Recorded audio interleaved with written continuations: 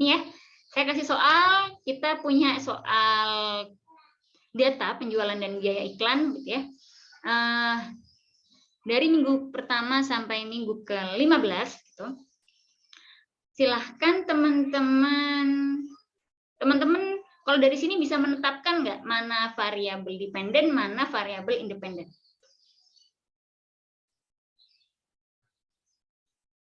Atau mungkin dua-duanya variabel independen, Bu? Atau seperti apa? Di antara 3 kolom ini, mana sih yang variabel independen, mana yang variabel dependen? Atau bahkan mereka semua independen atau bagaimana?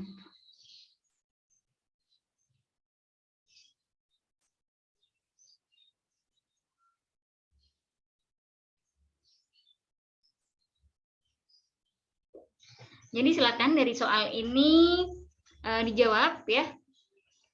Oh, sebelum itu saya kasih cara untuk melakukan perhitungan gitu ya.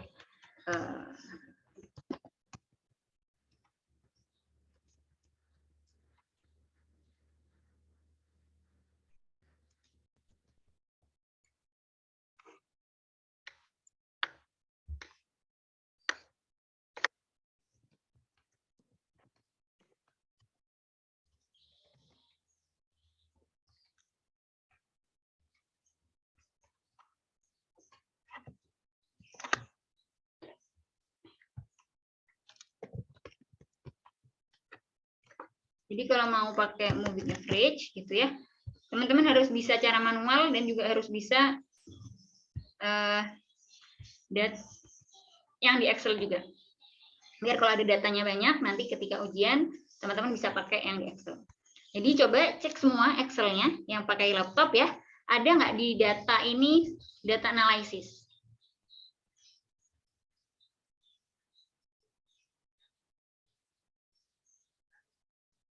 Ada nggak?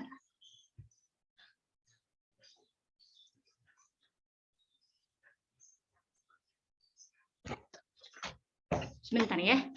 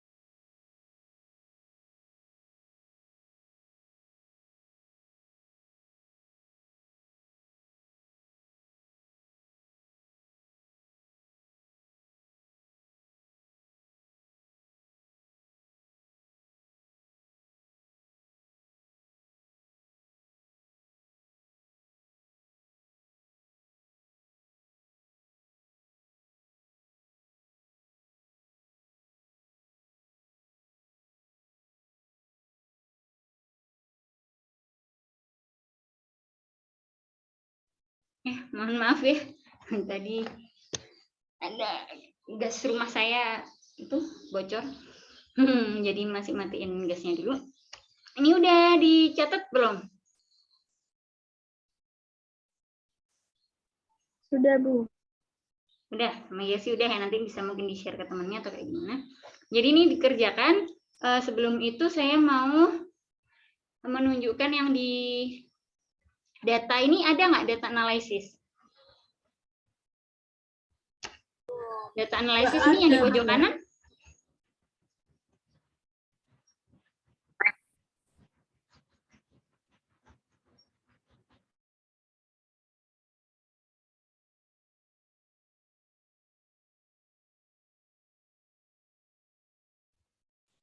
Ada tidak? Kalau di Excel punya saya nggak ada, Bu. Jadi setelah section outline itu nggak ada, sudah berhenti di situ aja. Oke, Jadi saya bagian ajar. section analisis nggak ada.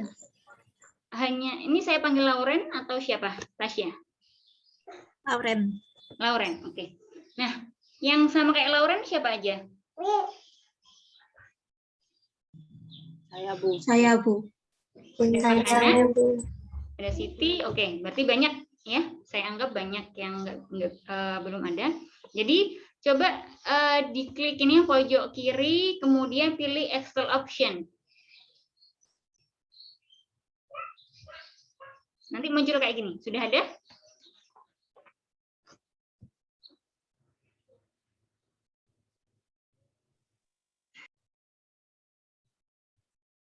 Ada nggak? Iya, Bu, ada, Bu. Dan kemudian kalau ada, langsung pilih yang add-in sini. Oke, sudah?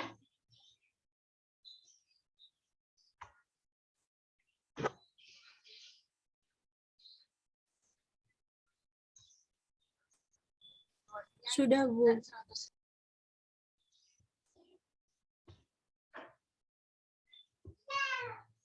Kalau sudah, loh. Kalau sudah, di manage-nya, pilih yang Excel add-in.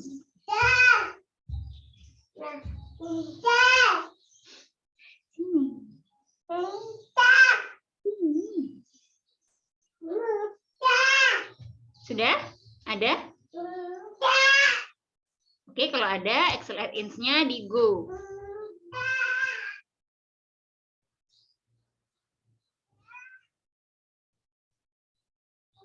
Udah muncul kayak gini. Yang diklik biasanya yang paling berguna adalah analisis toolpath, ada analisis toolpath VBA, ada yang solver add-in. Biasanya saya itu aja.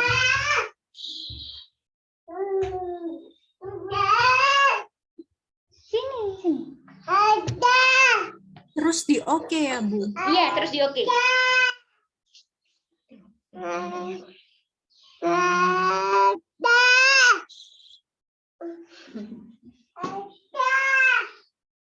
Udah ya, di oke.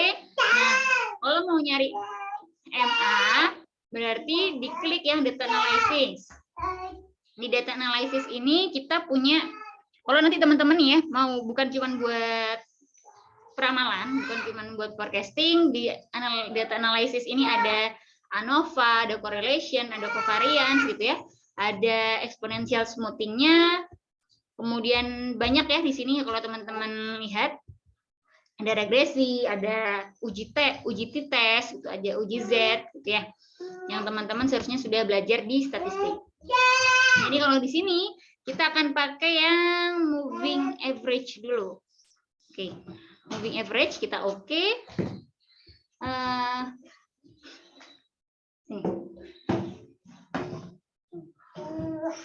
Nah.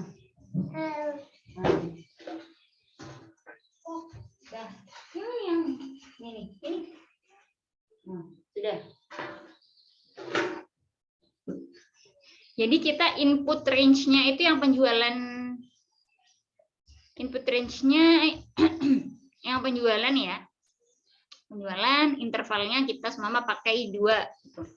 2 output range-nya ada di sini, kita oke. Nah, jadi adalah hasil peramalannya gitu ya, itu adalah ini. Cuman sayangnya kalau di Excel itu kita tidak menemukan nilai peramalan di minggu ke-9. Kadang susahnya itu. Jadi lebih baik memang yang pakai manual yang hitung-hitungan itu. Coba kita pakai yang exponential smoothing ya.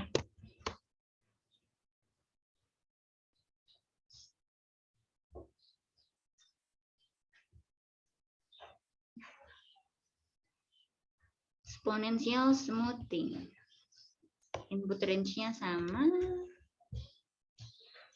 Damping, no.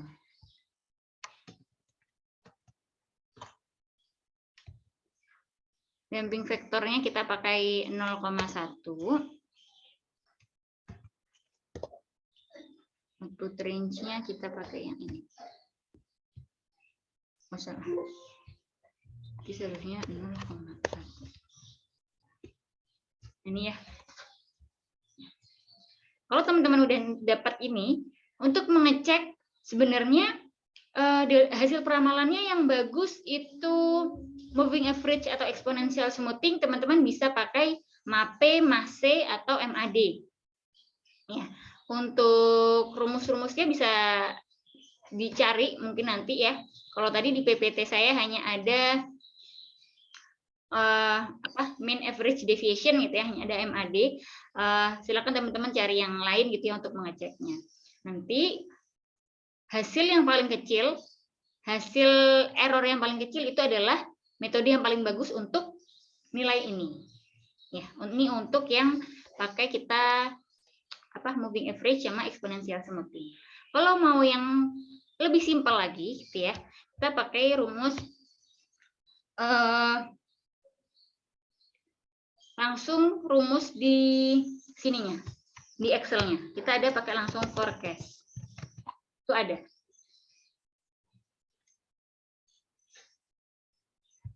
Ya, diketahui.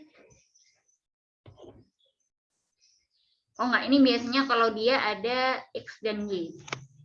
Coba aja tapi. Ini kalau di sini berarti kan Y-nya adalah yang penjualan ya. Ini penjualan yang diketahui. Kemudian no. X-nya berarti adalah 9. Kemudian yang diketahui Y-nya itu.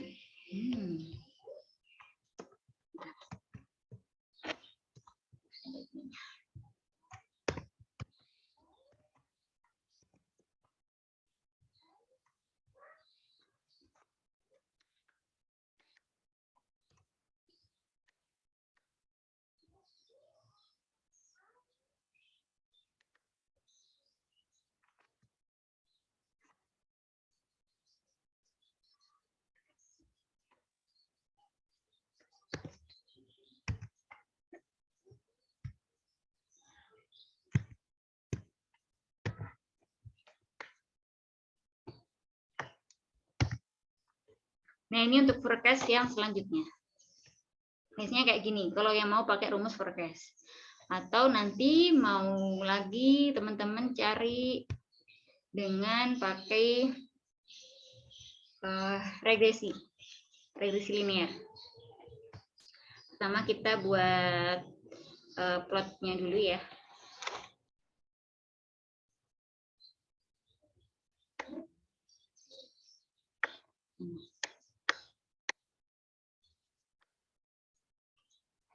Oke. Oh, salah nih.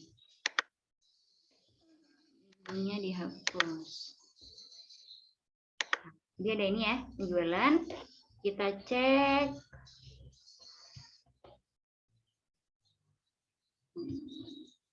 Nah, ini trennya. Biar kita tahu kan tadi kalau forecast itu kan ada yang tren linier gitu ya, atau ada yang eksponensial seperti itu. Kita lihat kalau linier dia lurus, mungkin yang ininya yang out of the box, salah, keluar dari jalurnya gitu ya. Kalau eksponensial bentuknya gini, ini kan datanya nggak mungkin kayak garis ini kan, berarti dia bukan eksponensial, itu ya teman-teman. Terus kalau logaritmik gitu ya, dia bentuknya juga nggak logaritmik gitu. Jadi bukan pakai tren yang ini. Jadi yang ini yang cocok adalah linear. Walaupun yang ini sama ini kan nggak jauh beda lah dibandingkan dengan apa ya, kalau kita menuju ke trennya gitu. Oke, kita close. Sudah tahu. Biasanya nanti akan muncul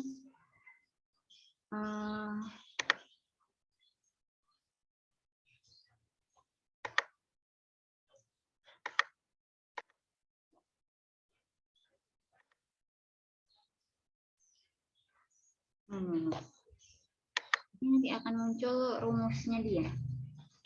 Kok nggak ada?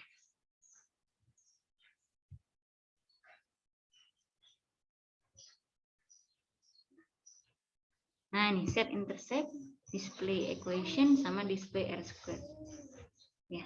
Jadi nanti di sini muncul nih, diketahui bahwa nilai Y-nya atau rumus untuk mencari nilai Y itu adalah 12,48X dengan R square itu kalau R square-nya mendekati 1, ini kan 0,95 gitu ya. Berarti data peramalan yang akan kita buat itu sangat bagus sekali.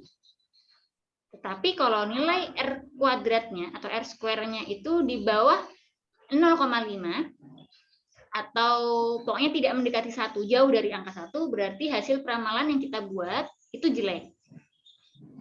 Jadi teman-teman seharusnya sudah dapat ya di statistik tentang regresi linear gitu ya. Saya hanya lebih mendalamkan, gitu ya, lebih mengingatkan. Mungkin kalau saya menjelaskannya salah, ada yang bisa langsung cross check aja gitu ya. Kalau dari sini kita pakai yang rumus ini, saya kasih yang di sini aja. Caranya adalah sama dengan Y sama dengan 12,48 dikali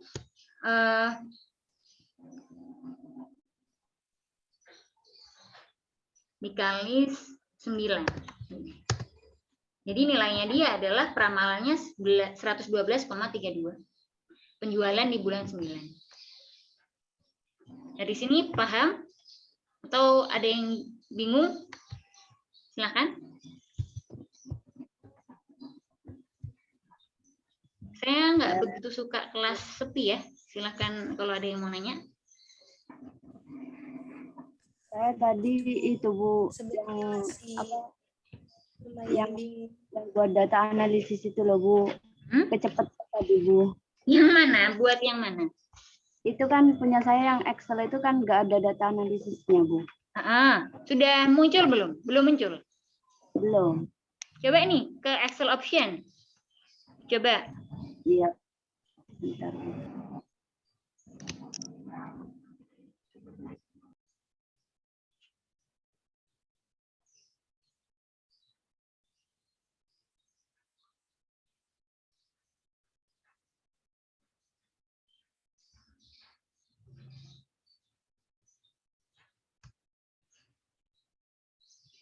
Sudah? Farhana? Masih loading. Oke.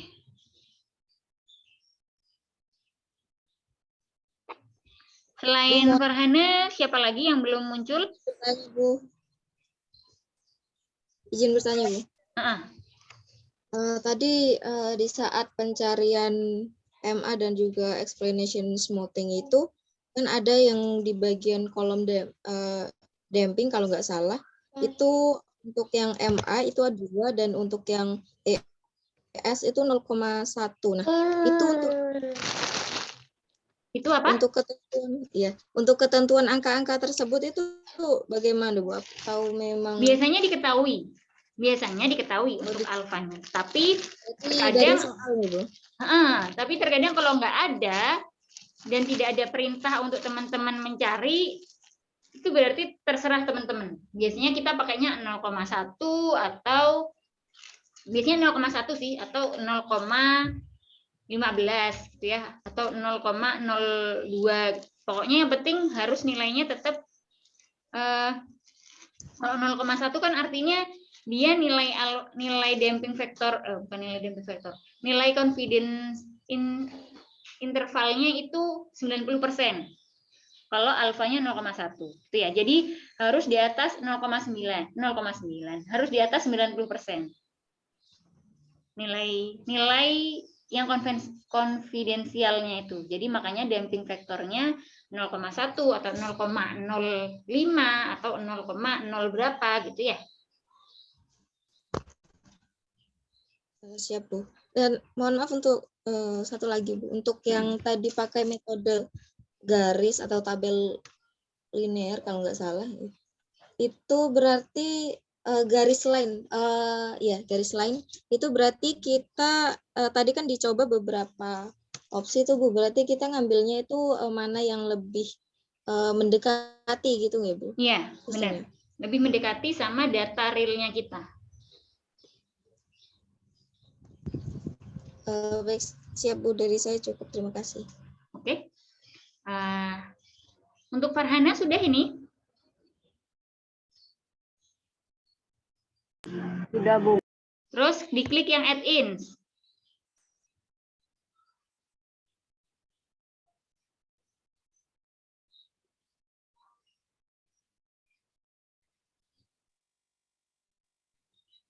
Sudah?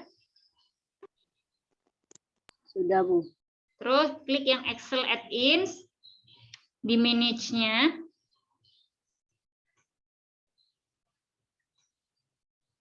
Terus di go.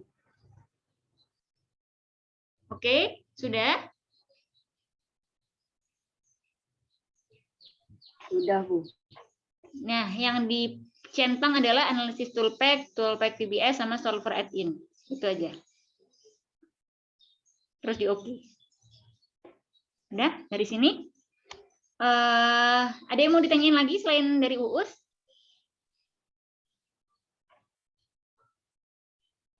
Izin bertanya, Bu. Ya, silakan Al-Maidah. Itu, Ya, Bu, benar. tadi yang, ya, Bu, benar. Yang moving average itu yang input range-nya itu yang mana ya, Bu, yang dimasukkan? Sama interval sama output range. Soalnya tadi itu nge-lag, Bu, saya. Apa sinyalnya? Kalau output range itu berarti adalah saya panggil siapa nih anaknya? Biasanya panggil Alma, Bu. Alma. Alma, oke.